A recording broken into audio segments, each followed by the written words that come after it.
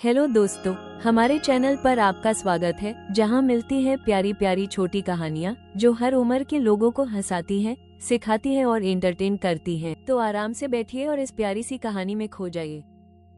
नए कदमों की पुरानी राह। माधव ने दरवाजे के पास खड़े होकर देखा कि उसका बेटा ईशान आईने के सामने अपनी टाई ठीक कर रहा था। ईशान के कंधे अब पहले से ज्यादा चौड़े हो गए थे और उसकी आंखों में एक नई चमक थी। माधव को अचानक एहसास हुआ कि छोटा सा ईशान अब बड़ा हो गया है और अब वो दुनिया का सामना करने के लिए तैयार है। माधव ने मुस्कुराते हुए ईशान को साथ चलने के लिए कहा। वे दोनों पास के पार्क में टहलने निकल पड़े। शाम की ठंडी हवा चल रही थी और जमीन पर सूखे पत्ते बिखरे हुए थे। माधव जानता था कि यह सही समय है ईशान को कुछ ऐसी बातें बताने का जो उसे किताबों में नहीं मिलेंगी। ईशान ने एक बड़े पत्थर के पास रुककर अपनी जूतों के फीते बांधे। माधव ने उसे देखते हुए कहा, बेटा, जब हम बड़ों के जूतों में कदम रखते हैं तो वे शुरू में थोड़े भारी लगते हैं, लेकिन याद रखना, जूतों का आकार नहीं बल्कि तुम्हारे चलने का अंदाज तुम्हारी पहचान बनाएगा। ईशान ने सिर उठाकर अपने पिता की ओर देखा। चलते चलते माधव ने एक नन्ही चिड़िया की ओर इशारा किया जो अपना घोंसला बना रही थी। माधव ने कहा, ईशान, पहली सीख यह है कि दयालुता कभी कमजोरी नहीं होती। दुनिया तुम्हें कठोर बनने के लिए कहेगी, लेकिन तुम हमेशा दूसरों के लिए अपने दिल में जगह रखना। जैसे ये चिड़िया हर तिनके को सहेजती है, तुम रिश्तों को सहेजना। अचानक हवा का एक तेज झोंका आया। ईशान ने अपनी जैकेट को कसकर पकड़ लिया। माधव बोला, तूफान तो आएंगे ही ईशान, कभी कभी तुम गिरोगे भी, लेकिन गिरने में कोई बुराई नहीं है। बुराई तब है जब तुम उठने से मना कर दो। हर असफलता तुम्हें एक नया सबक सिखाकर जाएगी। माधव एक पुराने और विशाल बरगद के पेड़ के पास रुक गया। उसने उसकी मजबूत छाल को छुआ। ईशान, अपनी जड़ों को कभी मत भूलना।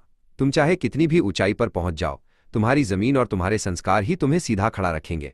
जो पेड़ अपनी जड़ों से कट जाता है वो ज्यादा दिन नहीं टिकता। ईशान थोड़ी देर के लिए चुप हो गया।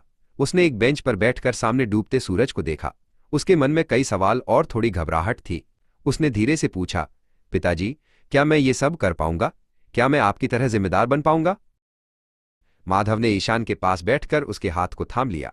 उसने बड़ी कोमलता से कहा, तुम्हें मेरी तरह बनने की जरूरत नहीं है ईशान।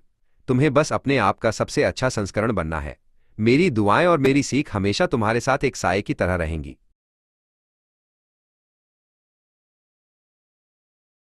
सूरज पूरी तरह डूब चुका था और आसमान में तारे टिमटिमाने लगे थे। ईशान ने पहाड़ी की चोटी से दूर शहर की रोशनियों को देखा। उसे अब डर नहीं लग रहा था, बल्कि एक नई ऊर्जा का अनुभव हो रहा था।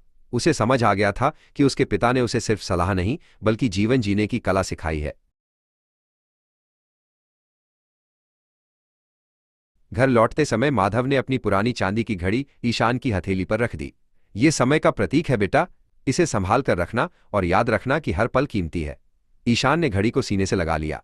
वो अब तैयार था अपने पिता के नक्शेकदम पर चलने के लिए नहीं, बल्कि अपनी खुद की एक नई राह बनाने के लिए।